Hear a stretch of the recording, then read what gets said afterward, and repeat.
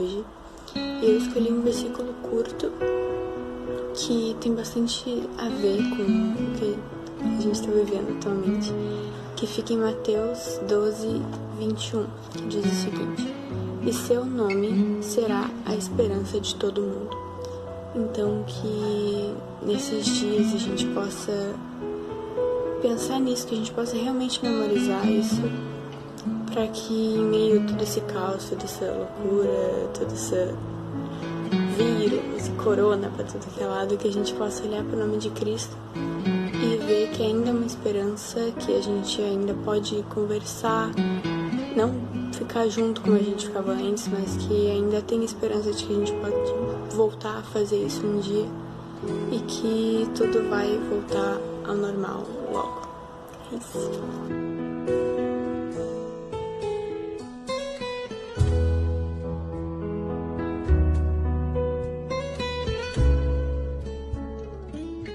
Olá, queridos amigos! Hoje o nosso estudo começa com uma nova série sobre o cristianismo básico.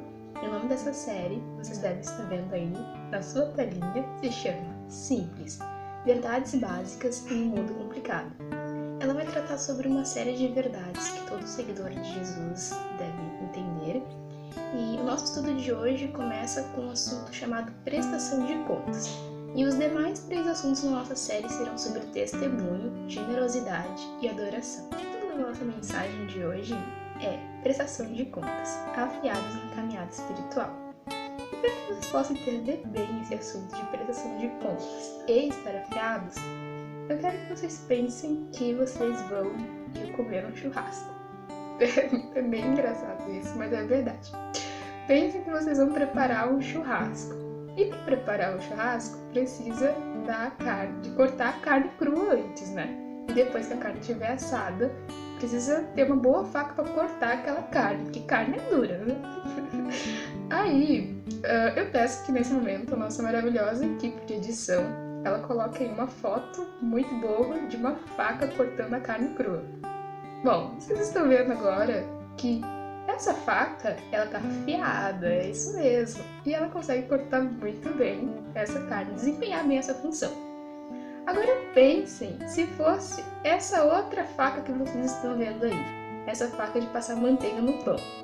Vocês acham que essa faquinha aí que não tem fio ia conseguir cortar a carne crua e depois cortar a carne assada? Ela não ia conseguir, né? Porque ela não tem fio. E assim, esse assunto, né, de facas afiadas e facas sem fio, na verdade ela tem uma relação com o assunto da nossa mensagem de hoje, com a nossa vida espiritual. Por quê?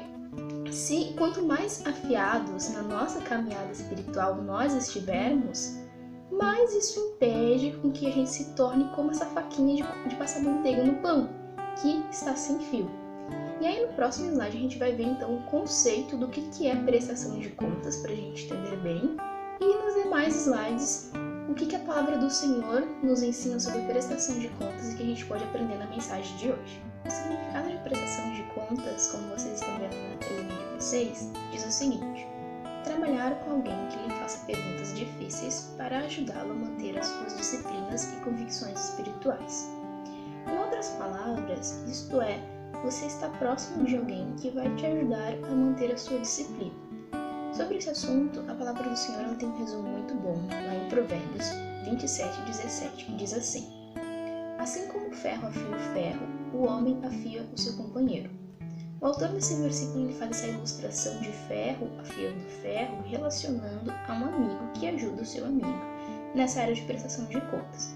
Para vocês entenderem esse assunto de homem afia o seu companheiro, eu quero que vocês lembrem daquela história que eu falei para vocês no início, de uma faca afiada e uma faca não afiada, a faca de cortar manteigas, né? De passar manteigas, lembra? Então, para que a gente evite se tornar que nem aquela faquinha que não tinha fio de passar manteiga no pão, a gente vai precisar muitas vezes dar permissão para que pessoas nos acompanhem e estejam ao nosso lado para nos aconselhar, para que a gente consiga manter as nossas disciplinas e convicções espirituais. E sobre esse assunto de prestação de contas, a gente tem 4 ensinamentos que a palavra do Senhor ela vai nos dar, e é o que a gente vai ver agora nos próximos slides. O primeiro ensinamento sobre esse tema de prestação de contas, eu peço que vocês abram a Bíblia de vocês lá em Hebreus, capítulo 3, versículo 13, que diz assim: Pelo contrário, encorajem-se uns aos outros todos os dias durante o tempo que se chama hoje, de modo que nenhum de vocês seja endurecido pelo engano do pecado. Quando todo esse versículo ele utiliza esse termo encorajem-se uns aos outros, ou em outras traduções da Bíblia pode ter escrito a palavra exortar, ele está querendo trazer a ideia de afiar uns aos outros. E por que o autor do versículo diz isso? Para encorajar ou para afiar uns aos outros? A resposta está no finalzinho do versículo, que diz que é para que vocês não sejam endurecidos pelo engano do pecado. Um outro ponto importante da gente observar nesse versículo é que o autor de Hebreus ele é bem específico sobre quando que se deve iniciar esse encorajamento. Ele diz lá naquela palavrinha, um tempo que se chama hoje. Então, quanto mais cedo nós nos deixarmos ser afiados uns pelos outros, mais cedo nós estaremos preparados para enfrentar lutas espirituais. E um outro ensinamento sobre esse versículo, ele está aí na letrinha B, que fala sobre a frequência que se deve ocorrer essa prestação de contas. E aí está lá naquela expressão, encorajem-se uns aos outros todos os dias, ou em outras palavras, diariamente.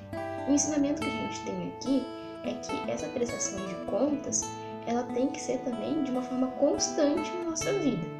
Então, nesse slide a gente entendeu quando que é para ser realizado a prestação de contas, quando se deve iniciar, que é hoje, e que ela deve ser feita de maneira constante para impedir que nós sejamos enganados pelo pecado.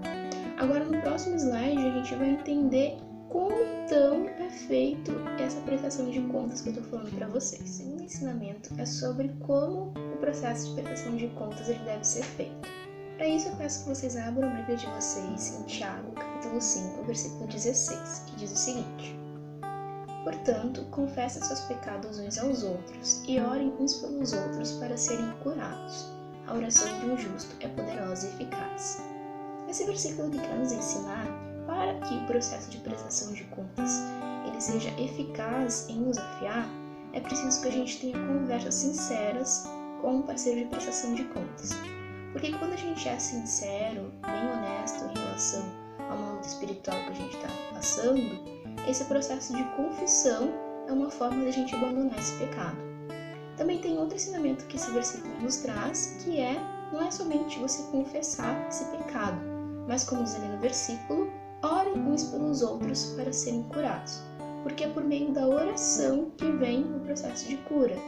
E essas duas ações, elas nos ajudam a ser mais afiados na nossa caminhada espiritual. A palavra do Senhor não somente diz como o processo de prestação de contas deve ser feito, por meio de uma conversa honesta e oração intencional, mas ela também diz qual deve ser o foco da nossa prestação de contas.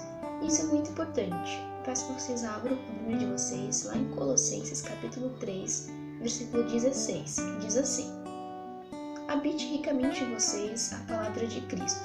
Ensinem e aconselhem-se uns aos outros com toda a sabedoria, e cantem salmos, hinos e cânticos espirituais com gratidão a Deus em seus corações.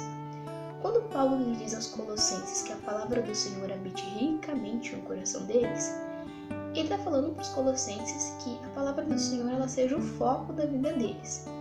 E eu quero que vocês percebam nesse versículo aí na Bíblia de vocês, que é a partir da palavra do Senhor habitando ricamente no coração deles, que eles conseguem ensinar e aconselhar uns aos outros com sabedoria proveniente da palavra do Senhor.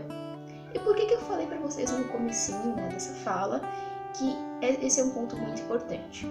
Porque quando você vai pedir um aconselhamento para o seu parceiro de prestação de contas ou confessar algum pecado espiritual que você esteja passando, vocês precisam ter uma base para saber o que é o certo. Isso é muito importante.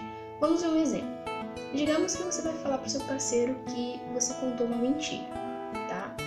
E aí você diz assim, eu contei uma mentira, mas eu acho que isso não foi algo tão sério.